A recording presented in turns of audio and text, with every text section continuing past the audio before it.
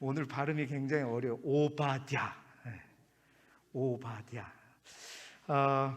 구약에서 가장 짧은 성경책, 가장 짧죠. 단 21절, 아니 21장이 아니라 21절. 그 딱 한 장밖에 없습니다. 신구약 성경이 이렇게 한 장으로만 되어 있다면 1년에 100독도 하겠는데 말이죠. 오바댜입니다. 아마 오바댜의 말씀들 여러분들이 많이 아마 보지 못했을 수도 있고 아마 설교를 듣지 못했을 수도 있어요. 그런데 오늘 또 이 오바댜를 통해서 교만과 태만이라는 말씀의 제목을 가지고 오바댜를 통해서 하나님께서 우리에게 주신 음성이 뭘까 함께 찾아보기를 원합니다. 오바댜서는요, 책의 정보를 알기가 굉장히 어려운 책입니다. 다시 말해서 성경에 오바댜라고 하는 사람이 총 12명이 등장을 해요. 근데 이 오바댜라는 사람들을 딱 뒤져보면 다 대부분 뭐냐면 제사장들입니다.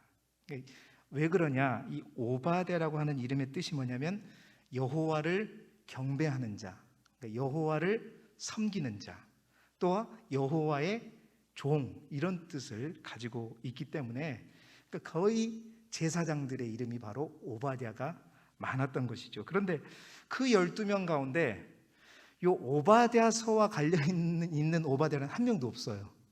그러니까 다시 말해서 그 12명과 전혀 관련 없는 성경이 바로 오바댜서입니다. 그러니까 이 오바댜서는 1장 1절에 보게 되면요, 한번 보여주실까요? 1장 1절 상반절에 오바댜의 묵시라, 주 여호와께서 에돔에 대하여 이와 같이 말씀하시느니라. 끝.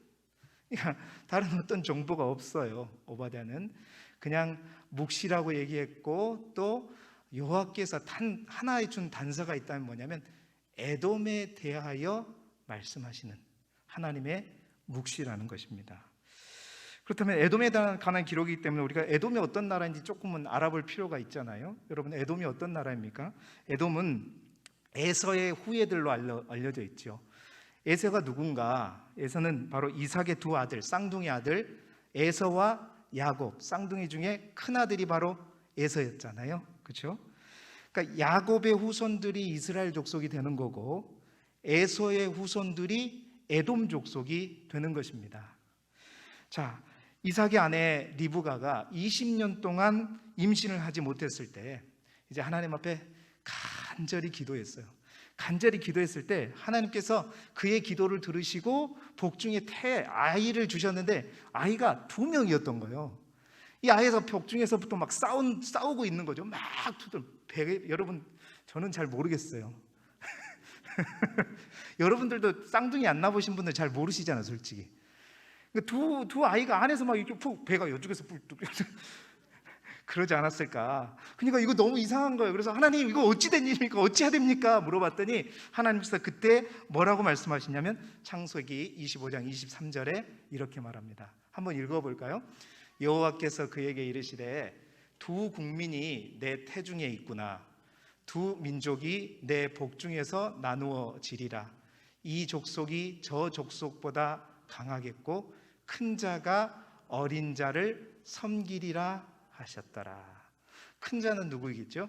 아직 낳지 않아서 모르겠지만 먼저 나온 자가 큰 자겠죠. 그러니까 에서가 나중에 야곱을, 다시 말해서 에서의 후손들이 야곱의 후손을, 에서의 후손이면 에돔 족속이고 야곱의 후손이면 이스라엘 족속이죠. 그러니까 에돔 족속이 이스라엘을 섬기게 될 것이다. 이거는 하나님의 약속이었던 거예요. 하나님께서 이 복중에 있는 두 태아가 태어나기 전에 이미 결정하시고 약속하신 하나님의 약속인데, 그 약속을 여러분이 만약에 야곱이었다면 룰루라라 기분 좋죠. 근데 여러분이 에서라면 어떻게 하겠어요? 괜히 하나님의 약속이긴 한데 그냥 삐딱한 거죠. 이제 그런 모습들이 이 후손들의 모습 속에서도 나타납니다. 형제의 나라죠. 그래서 절대 탁 치지는 않지만 뭔가 모르게 보이지 않는 그게 있어요. 그래서 가나안 그 광야 40년을 돌고 저기 가나안 땅에 들어갈 때 왕의 도로라고 하는 요담 동편의 길 킹스웨이 그 길로 갈 때 에돔 지경을 딱 지나가야 되는데 우리 싸우지 않을 거야. 좀 지나가게만 좀 해달라고 했더니 어떻게 해요? 반대했어요? 또 허락했어요? 반대했잖아요. 결국 그런데 싸우지를 못했어요. 왜? 하나님이 형제 족속과 싸우지 말라 그래서. 그래서 어떻게 해요? 그 길로 아니라 길이 제대로 된 길이 아니라 돌아서 가게 되었죠. 그때부터 이 에돔은 이제 다윗 시대, 통일왕국 시대부터 계속해서 보이지 않는 에돔의 위치가 저 요단 남동쪽에 있었기 때문에 이게 이제 무역하는데 참 요긴한 장소에 또 있었단 말입니다. 그러다 보니까 굉장히 보이지 않는 갈등 상황에서 두 나라가 함께 했는데 결국은 하나님의 말씀대로 항상 그 위에는 누가 있었냐면 이스라엘 족속이 있었단 말입니다. 자, 그런 가운데 이제 두 나라가 경쟁 아닌 경쟁과 또 그런 관계를 유지하면서 살아가고 있는데 어떻게 하다가 유다의 인접국이자 또 형제 나라인 에돔에 대해서 오늘 보니까 오바댜라고 하는 선지자를 통해서 엄청나게 강도 높은 심판을 선포하게 되었던 거예요. 자, 에돔이 왜 이렇게 하나님으로부터 심판의 메시지를 듣게 되었을까? 그 이유에 대해서 오늘 제가 말씀의 제목을 가지고 두 가지로 설명하려고 합니다. 이 두 가지가 오바댜서를 통해서 주시는 하나님의 메시지라고 저는 생각해요. 그 첫 번째가 뭐냐? 바로 에돔은 교만했다는 겁니다. 그들이 하나님의 나라, 하나님께서 택하신 나라의 형제국이었음에도 불구하고 이렇게 강한 심판의 메시지를 따로 한 권을, 그죠? 뭐 한 장밖에 없는 성경이라도 성경 66권의 한 권이에요. 이거는 굉장히 의미한 바가 크죠. 그러니까 작지만 이 메시지는 굉장히 강렬한 거예요. 이러한 메시지를, 이러한 멸망의 메시지를 만나게 되었는가? 첫째는 그들의 교만 때문이었다는 겁니다. 자, 이 에돔에 대한 하나님의 심판의 메시지는 오바댜 선지자만 한 게 아니라 요엘 선지자도 했고요. 또 아모스, 예레미야, 에스겔, 말라기 선지자도 이 에돔에 관한 심판의 메시지를 선포했습니다. 그들이 다 같이 하나님 앞에 딱 같이 앉아가지고 오바댜에 대한 심판을 이렇게 해라 들은 건 아니잖아요. 그런데 하나님은 여러 선지자를 통해서 에돔의 심판을 선포했어요. 그 에돔의 심판을 선포할 때 그 중심이 항상 뭐였냐? 첫 번째 이유가 뭐였냐? 바로 그 이유가 그들의 교만 때문이었다. 오바댜 1장 3절의 말씀을 우리 함께 볼까요? 함께 읽어볼까요? 시작. 너의 마음의 교만이 너를 속였도다. 바위 틈에 거주하며 높은 곳에 사는 자여, 내가 마음에 이르기를 누가 능히 나를 땅에 끌어내리겠느냐 하니. 여러분, 이들이 교만할 수밖에 없었던 이유가 있었어요. 그들이요, 보세요, 바위 틈에 거주하며 높은 곳에 사는 자다.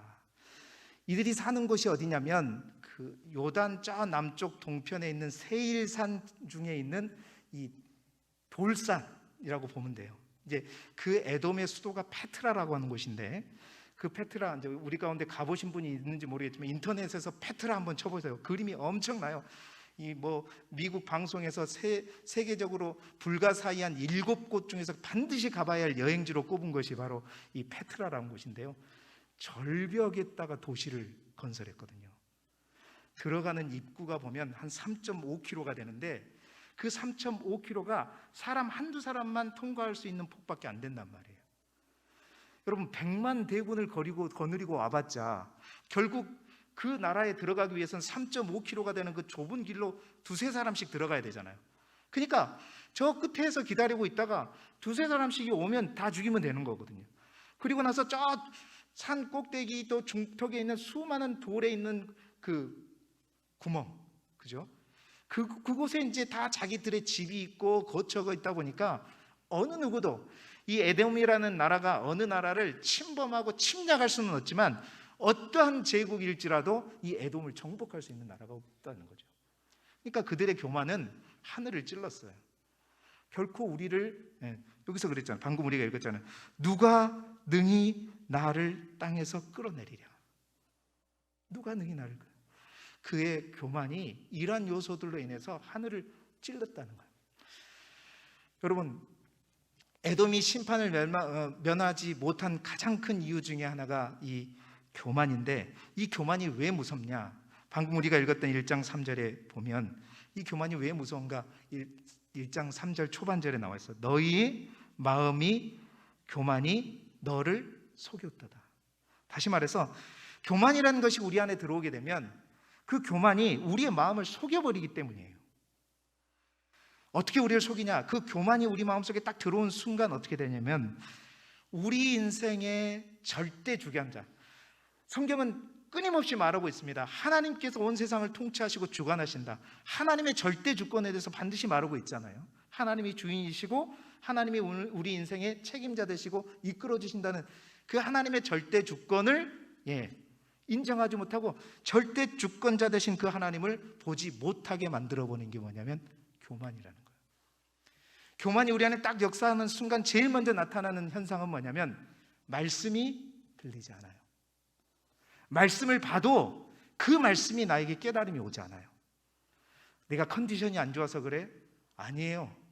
여러분, 그 근본에 뭐냐면 교만이 있기 때문입니다. 교만은 뭘 가리냐면 하나님을 보고 하나님을 만나고 정말로 하나님 앞에 내가 온전히 무릎 꿇을 수 있는 그 마음을 다 가려버려. 하나님을 보지 못하게 만들어버린단 말이에요. 그래서 교만이 무서운 것입니다. 그 교만을 갖게 했던 것이 나도 모르게 살았던 그 자신들의 위치 때문이었던 거죠. 그렇습니다. 그러한 교만 때문에 그들은 그랬었고, 또한 그러한 교만이 또 어떻게 나를 속이느냐? 그 교만이 정말 우리는 하나님 앞에 연약한 존재라는 사실, 그렇죠?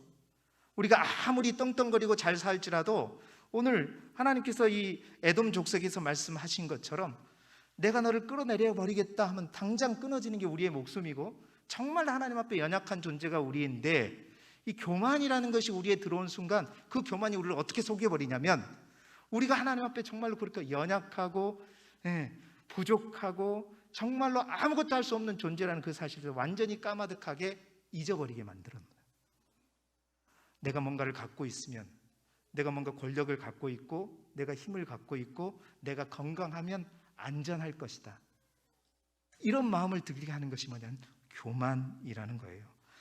여러분, 이 교만, 그래서 오늘 에돔 족속들이 그렇게 얘기했잖아요. 누가 능히 나를 땅에서 끌어내리겠느냐 했을 때 1장 4절에 하나님께서 뭐라고 말씀하시냐면 내가 독수리처럼 높이 오르며 별 사이에 깃들일지라도 내가 거기에서 너를 어떻게 하리라? 끌어내리리라. 여호와의 말씀이냐. 이 말은 무슨 말이에요? 아무리 너희들이 자신들을 높이 해서 오르면서 별 사이에 깃들지라도 내가 끊어버리면, 내가 끌어내려버리면 한순간 모든 것이 다 무너지게 된다는 겁니다. 여러분, 그렇습니다. 사실 교만이라는 것이요, 또 뭔가 성공하고 뭔가를 이룬 사람들, 또 그것을 이루어 가고 있는 사람들에게 많이 있는 거지만 뿐만 아니라 정말 아무것도 없는 자일지라도 우리도 모르는 하나님 앞에 많은 교만들이 있어요.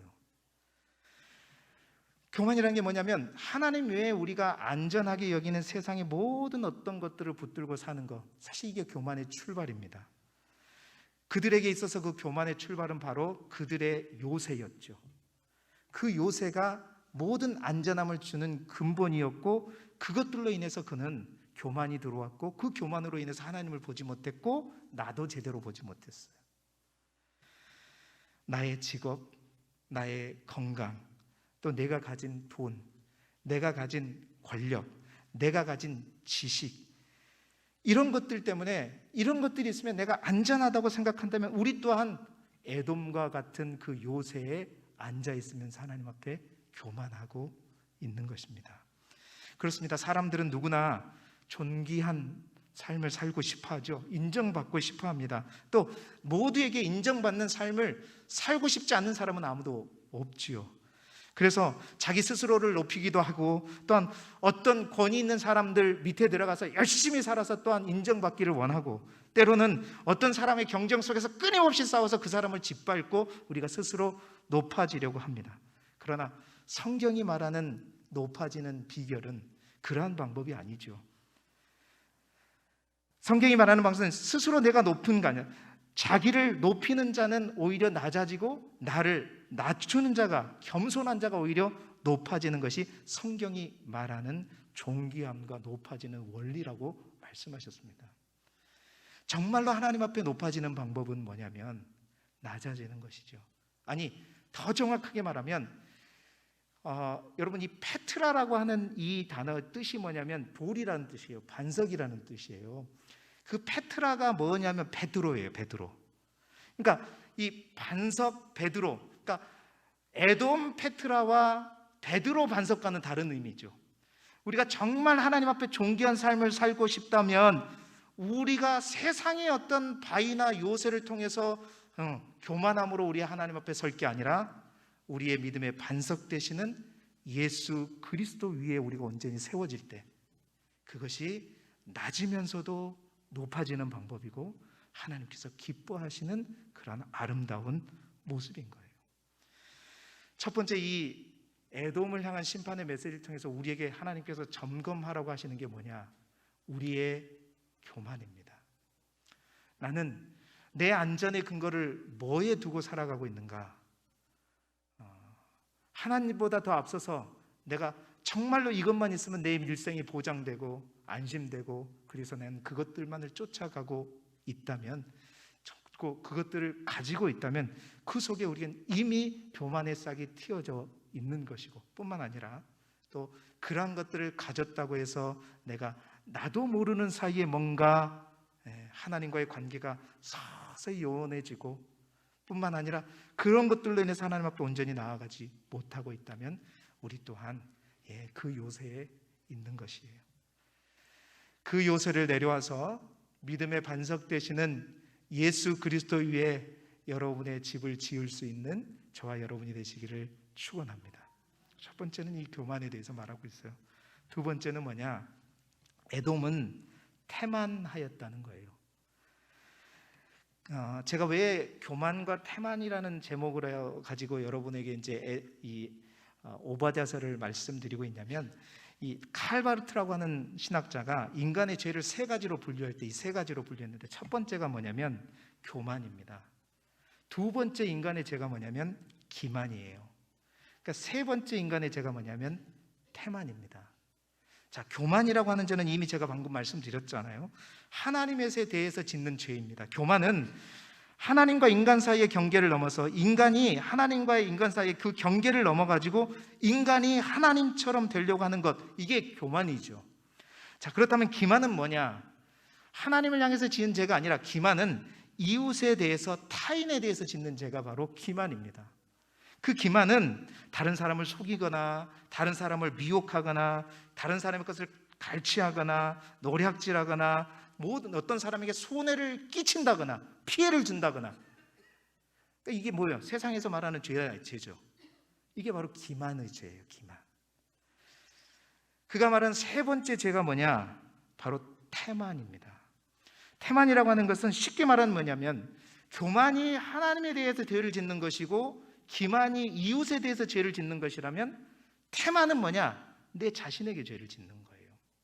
그 태만이라고 하는 죄는 뭐냐면 내 자신에게 지르는 죄인데, 그건 다른 게 아니라 다른 사람이 곤란한 일을 당하거나 다른 사람이 어려움을 당했는데 내가 못 본 채 한다거나, 다른 사람이 어려운 일을 당할 때 그 어려운 일을 당하는 사람을 보호하거나 구출하지 않는 것, 여러분 이게 뭐냐면 바로 태만의 죄라는 거예요. 그 신학자는 이 하나님께서 성경에서 분명히 말한 또 하나의 죄가 바로 이 태만의 죄다라고 얘기하고 있는 것입니다. 여러분, 우리가 보통 세상에서 말하는 죄의 범주를 구분할 때 세상에서는 이 세 가지 죄 중에서 어떤 죄만 죄라고 얘기하냐면 기만의 죄만 죄라고 얘기해요. 무슨 말인지 아시겠죠? 세상 사람들이, 세상 헌법이 교만하다고 그걸 처벌하는 데가 있어요? 아무 데도 없어요. 교만을 가지고 뭐 너 형법 몇 조에 따라서 당신은 징역 몇 년에, 없어요. 그런 거 다 기만이거든요. 이웃에 대해서 나 아닌 다른 사람에 의해 피해를 주는 그런 죄, 기만의 죄밖에 없어요. 또한 세상의 죄에서 터치할 수 없는 부분이 뭐냐면 태만의 죄예요. 세상에서는 남들이 아프고 있는데 나는 엮이기 싫어, 그냥 지나쳐버린 거, 그거 가지고 누가 죄를 물을 사람이 있어요, 없어요? 세상은 교만과 태만에 대해서 죄라고 얘기하지 않아요. 그러나 여러분, 하나님의 법정에서는 우리 하나님은 오히려 기만만큼이나 교만과 태만에 대해서 굉장히 엄중하다는 거예요. 저는 그렇게 생각합니다. 오바댜서가 우리에게 주는 두 가지의 메시지가 뭐냐? 바로 우리 모든 그리스도인들이 죄에 대한 인식의 개념이 뭐냐면 세상 사람들이 생각하는 죄의 개념을 가지고 우리는 죄라고 생각한단 말이죠. 다시 말해서 세상법, 사회법에서 말하는 죄로 인식하는 그 죄가 하나님 앞에 우리가 짓는 죄라고만 생각하지, 교만과 태만, 이것을 세상 사람과 똑같이 우리는 심각한 죄로 받아들이지 않아요. 그러한 우리에게 주는 하나님의 메시지가 저는 오바댜라고 생각합니다. 자, 그 태만에 대해서 어떻게 얘기하냐면요, 11절부터 14절까지 이 내용이 바로 이 에돔이 하나님 앞에 멸망을 받을 수밖에 없는 이유에 대해서 이제 구체적으로 설명하는 것인데, 이 11절부터 14절까지가 어떠한 배경 속에서 지금 얘기하는 것이냐에 따라서 이제 이 오바댜서가 언제 쓰여졌는가라고 학자들 가운데 이제 많은 설이 나와요. 이제 오바댜서가 선지자들 중에서 가장 먼저 예언한 사람이다라고 말하는 사람이 있고, 또 오바댜가 바로 바벨론 멸망이 되고 난 이후에 예언했던 선지자다라고 보는 학자들이 있어요. 오늘 우리가 말씀 대행진에서 가는 이제 순서에서는 지금 예레미야 다음에 오바댜를 한다는 것은 뭐예요? 바벨론 멸망 이후에 선포되는 메시지로 보고 있는 거죠. 그런데 이 오바댜서가 어떤 학자들은 블레셋의 침략 때에 에돔이 이러이러했다라고 보고, 다시 말해서 여호람 시대, 대하 21장에 보면 그런 얘기들이 나오는데, 비슷한 얘기들이 나오는데 그때가 배경이다라고 보는 사람이 있는가 하면, 두 번째는 바로 이 시기가 바벨론 침략 시기 때 에돔이 바벨론과 함께 이렇게 했다라고 보는 경우가 많은데, 저는 또 제가 공부한 곳에서는 저는 후자라고 생각하고 지금 우리가 읽고 있는 이 순서가 맞다라고 보는 거예요. 12절에 보면 어떻게, 저는 어떤 걸 근거로 삼고 있냐면 유다 자손이 패망하는 날, 유다 자손이 패망하는 날을 물론 뭐 조금 확대시켜서 블레셋에 의해서 또 유다 족속이 또 패망한다고 그렇게 볼 수도 있겠지만, 유다 자손이 패망한다, 이제 북이스라엘과 남유다를 구분할 때는 분열왕국 이후 때 이제 구분을 했다는 거죠. 그래서 이 유다 자손이 패망하는 날, 이거에 근거해서 저는 이제 바벨론 침략 시기에 되어 있다고 보는데, 자, 그때에 어떤 일이 있었느냐? 오늘 우리가 보는 본문뿐만 아니라 시편 137편 7절에 보게 되면요, 시편 기자가 이런 얘기를 해요. 함께 읽어볼까요? 시작. 여호와여, 예루살렘이 멸망하던 날을 기억하시고 에돔 자손을 치소서. 그들의 말이 헐어버리라 헐어버리라, 그 기초까지 헐어버리라 하였나이다. 여러분, 예루살렘이 멸망하던 그날, 그러니까 주전 587년에 바벨론에서 예루살렘 성이 멸망되는 그날 에돔 자손이 뭐라고 얘기했다고 옆에서요? 막 응원했대요. 누구를? 바벨론을 응원했대요. 헐어버려라, 헐어버려라, 기초까지 완전히 헐어버려라. 누가 그랬다고요? 에돔이 그랬다는 거예요. 그러니까 에돔이 그 당시에 이런 일을 했었다고 시편 기자가 고백하고 있다. 그래서 그때의 일이구나 보는 거예요. 자, 그러면 이 오바댜서에서 실제적으로 그들이 어떻게 했는가 오바댜 선지자가 얘기하고 있어요.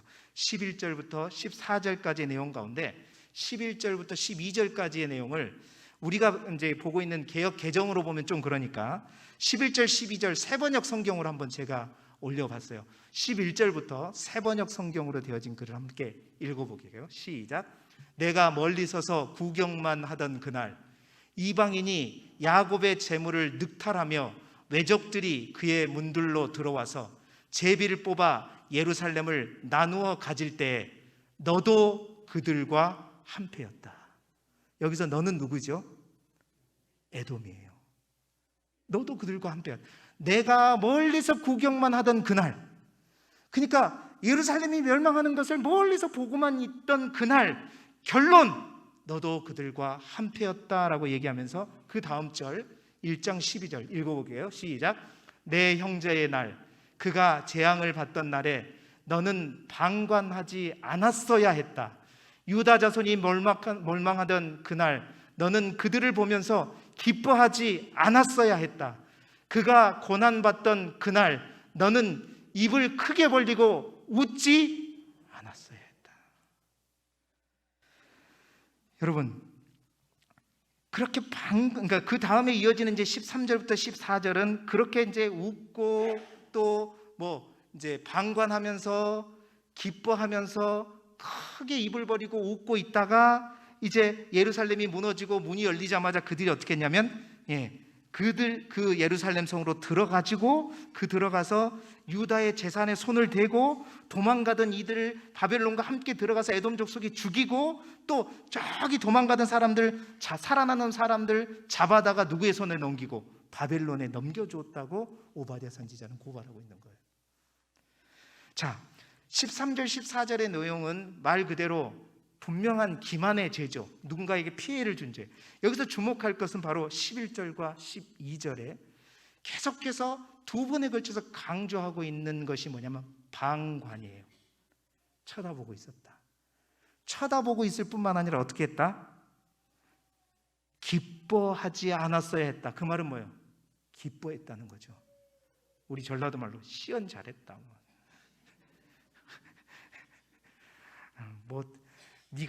우리가 네를 섬길 거라고? 이거 잘 돼버렸다. 그럴 줄 알았다. 그럴 줄 알아. 이런 거죠. 그러면서 입을 크게 벌리고 웃지 않았어야 됐다. 세상에 형제 나라가 그렇게 되고 있는데 입을 크게 벌리고 웃고 있었어요. 그렇게 되면서 결국 어떻게 해요?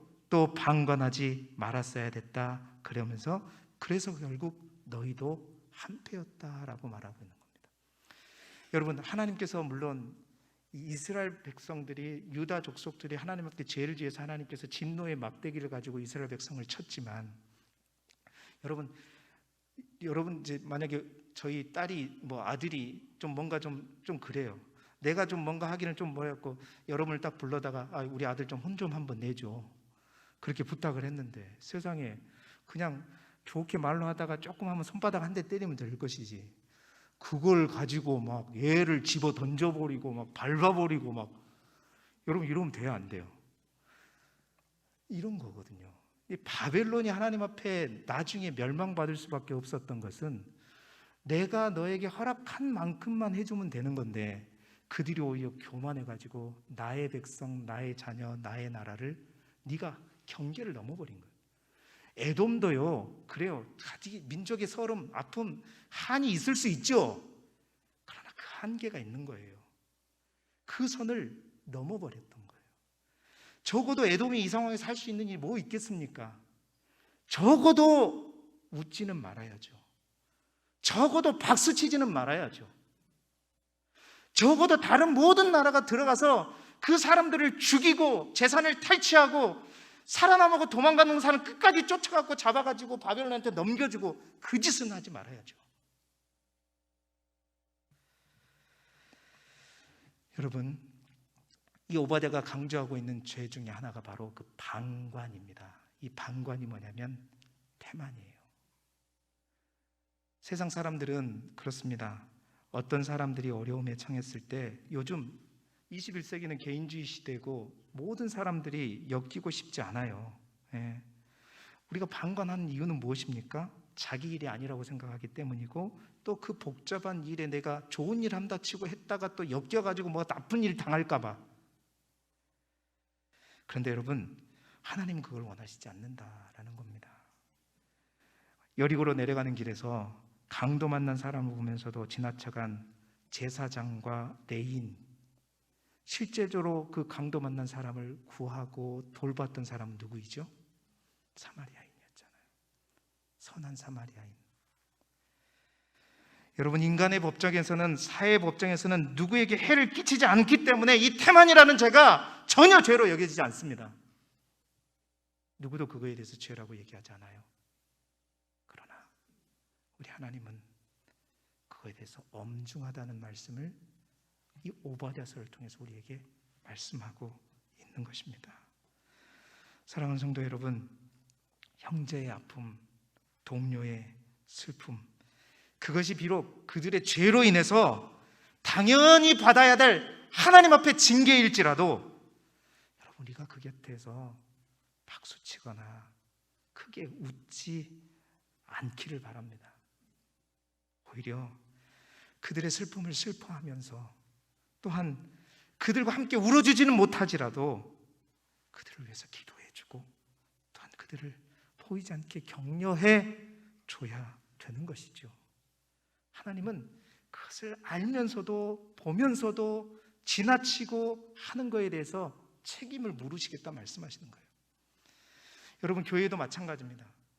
어떤 불의와 좋지 않은 것들이 보이지 않는 사람에게 뭔가 추궁할 수는 없어요. 항상 잘못되고 아닌 거, 또 내 눈에는 항상 아픈 사람만 보여요. 그러면 여러분, 다른 사람은 그걸 인식하지 못하는데 내가 그것을 인식한다. 그것은 하나님께서 보게 하신 거예요. 그럴 때는 어떻게 해요?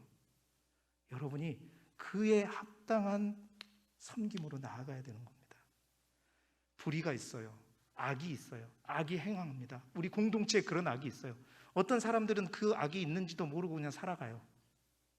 그 사람들에게 그 악을 왜 몰랐냐 추궁할 수가 없죠.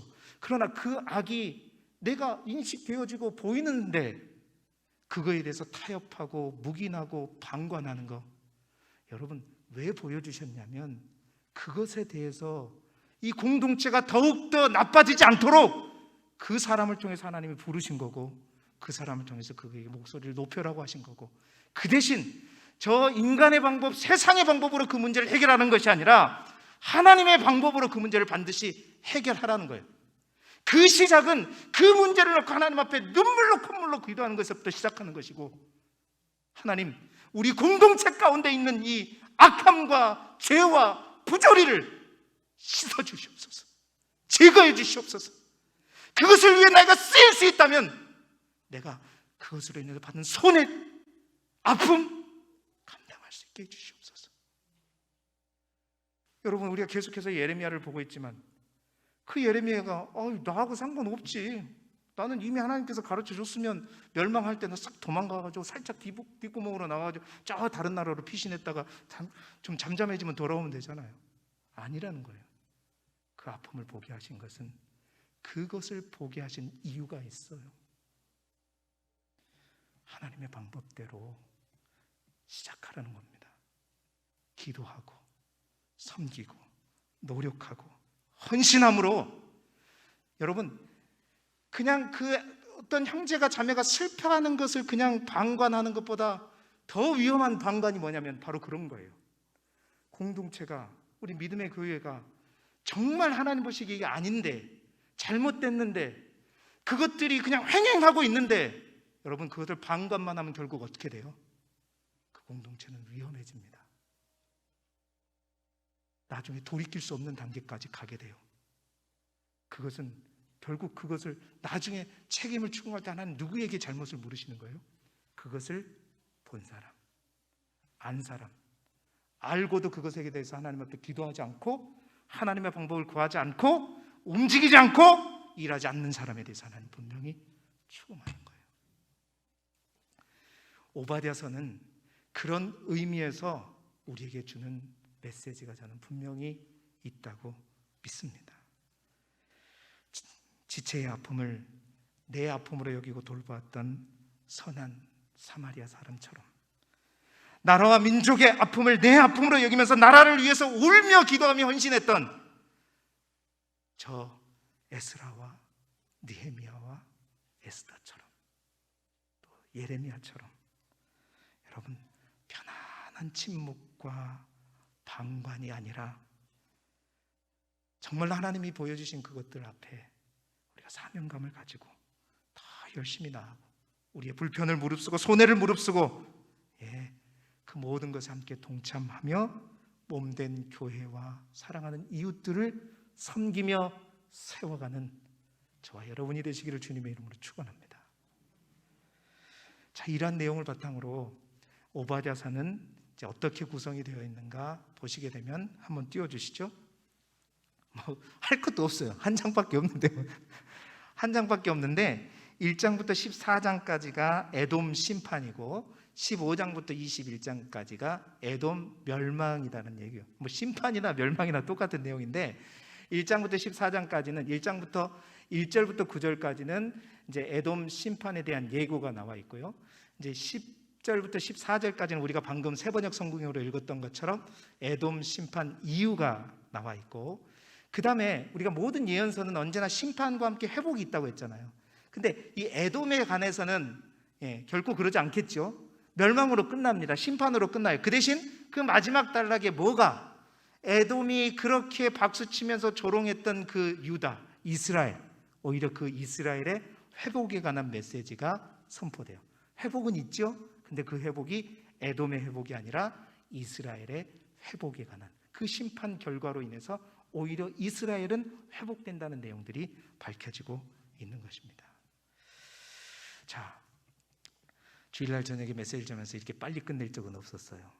이제 말씀을 마무리하겠는데, 오바댜를 통해서 우리가 하나님 앞에 우리의 교만과 우리의 태만을, 우리의 죄를 다시 한번 점검해 보았으면 좋겠습니다. 분명한 것은 죄에 대한 우리의 인식이 바뀌기를 바랍니다. 세상 사람들과 똑같은 죄의 기준을 가지고 내가 꼭 누구에게 피해를 주고 누구에게 아픔을 주었다, 그것이 죄가 아니라 당연히 그건 죄죠.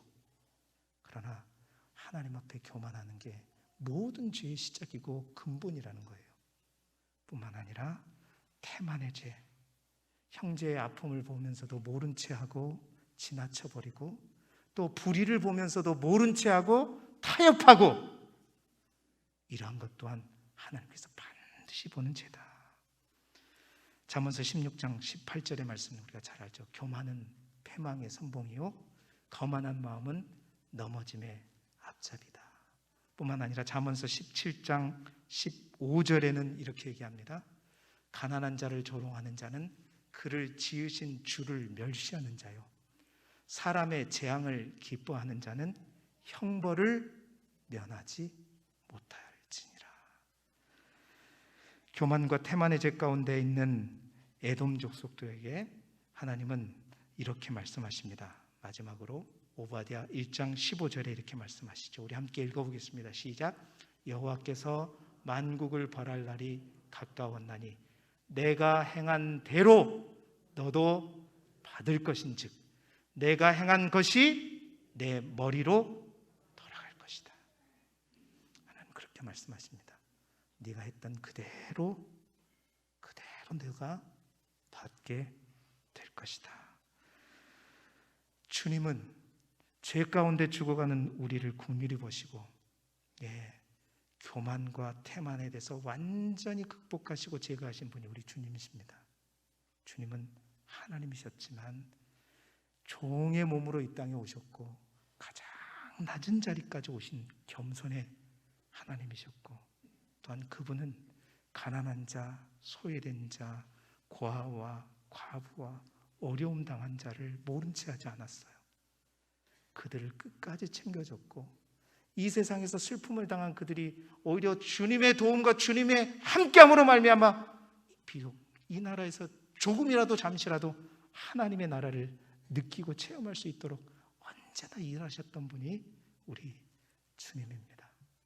그 주님을 본받아서 우리 안에 있는 교만의 죄도, 거만의 죄도, 또한 태만의 죄도 그리스도 예수 이름으로 물리치고 하나님이 기뻐하시는 이 시대의 진정한 하나님의 교회요 귀한 하나님의 일꾼들이 되시기를 주님의 이름으로 축원합니다. 기도드리겠습니다. 하나님, 죄에 대한 우리의 인식이 이 오바댜서를 통해서 달라질 수 있기를 소망합니다. 우리의 안에 있는 교만, 그 교만이 결국 넘어짐의 앞잡이인 줄 믿습니다. 참으로 우리 안에 있는 태만과 방관의 죄가 하나님을 멸시하는 것이요 또한 형벌을 면하지 못할 죄인 줄 믿습니다. 정말로 하나님이, 우리 주님이 우리에게 보여주셨던 그 믿음의 본대로 우리의 마음과 정성을 다해서 정말 하나님을 더욱더 사랑하고 하나님 앞에 겸손할 수 있게 도와주시고, 뿐만 아니라 내 몸을 아끼고 사랑하듯이 형제와 이웃을 사랑하듯 내 불편과 내 손해도 감수할 수 있는 우리 길쭉이의 모든 성도들 되게 하여 주옵소서. 그래서 사랑하는 길쭉이의 공동체가 하나님의 나라를 확인할 수 있는 믿음의 공동체가 될 수 있도록 인도하여 주옵소서. 예수 그리스도의 이름으로 기도드리옵나이다. 아멘.